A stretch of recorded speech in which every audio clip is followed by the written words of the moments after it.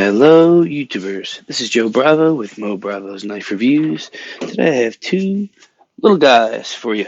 Both of these guys are on bearings. They're around 7 inches of overall length with approximately 3-inch blades. And both of these guys have tremendous actions running on cage bearings, and they're made by two really well-known and highly respected makers in the community.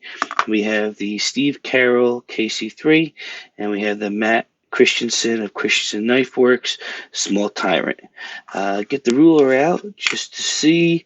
We do have a little under 7 inches on the Small Tyrant, and again, I want to say right about 6 3/4 on the Karroll. It's funny. I don't typically care for smaller knives. Usually 7 inches is where I want to be. I do think that the 6 3/4 on the disc operated Karroll KC3 is a little small for me. I just I want it to be a little bit further down in my palm when I deploy it. And I think that might also have something to do with the disc deployment. If the stud was maybe down here and I could get a little bit more approach down here, but I'm telling you, the detent is really dialed in on this guy. And, the shutting of the blade is really smooth. I'm really impressed. I had a pick of Karroll's, and I really enjoyed that. But I don't think it was as smooth as this guy. I bought this off my buddy Derek. He started making knives of his own and let this guy go. He said he had a couple of KC3s come through, and he said this one was the best one, and he's not lying. Throwing this on the scale right now, it comes in at a nice EDC carry weight of 4 ounces, as you would expect from titanium slabs, frame lock, thick, thick piece of stock. You could really get some good use out of this. It is S3V, so it's a really, really nice steel. It'll hold an edge well, really tough. The Christensen is a little bit dressier. These beautiful Damascus collars, and the light doesn't do a great job of showing it up. They match the Damascus clip really well. Sits in the pocket nicely.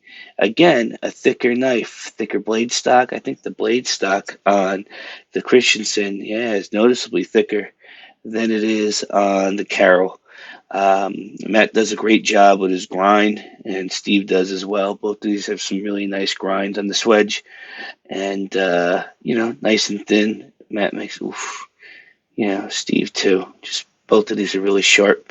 It's funny. This is a 4-year-old knife. This one is less than 3 months old. So, you wonder after playing with it if it's going to fit and have the, as well of a broken in action as the Karroll does at the moment. One of the things that I noticed in picking up the Karroll is this lock bar relief cutout on the Karroll isn't as pronounced as it is on the Christensen. I'm going to see if you could see how low that bevel goes. It really makes for a nice amount of access to get in there. And I feel like on the smaller knives, that's kind of important to me, especially with the thickness of the slabs here. They're similar, I guess you could say, but the thickness up here by that lock bar relief, just a little thick for me. I'd be interested to get, my favorite knife right now. Yeah. I mean, just look at the difference in the concavity of the lock bar relief over here on the JI Ion. Really makes it so nice and easy to get back there and release the lock. I mean, it's stuff like that that spoils you. And, I'm interested, and I think I might pick up another Karroll, a little newer, and I'd be interested to see if anything's changed over 4 years, and if that clearance or that beveled edge, I guess you would say, is larger on the newer versions. So I just want to give these guys. Oh, let's put this on the scale too. and just see how it compares as far as an EDC package. Believe it or not, the Karroll, the Christensen, with the thicker blade stock, is lighter by 2/10 of an ounce than the Karroll. That's surprising. I mean, it really is. I'm trying to check right now to see if there are, uh, you know, lightning pockets. So the Christensen doesn't have it, and the Karroll doesn't have it. You surprised with the dark TI. Where is that 2/10 weight savings? I know it's weird.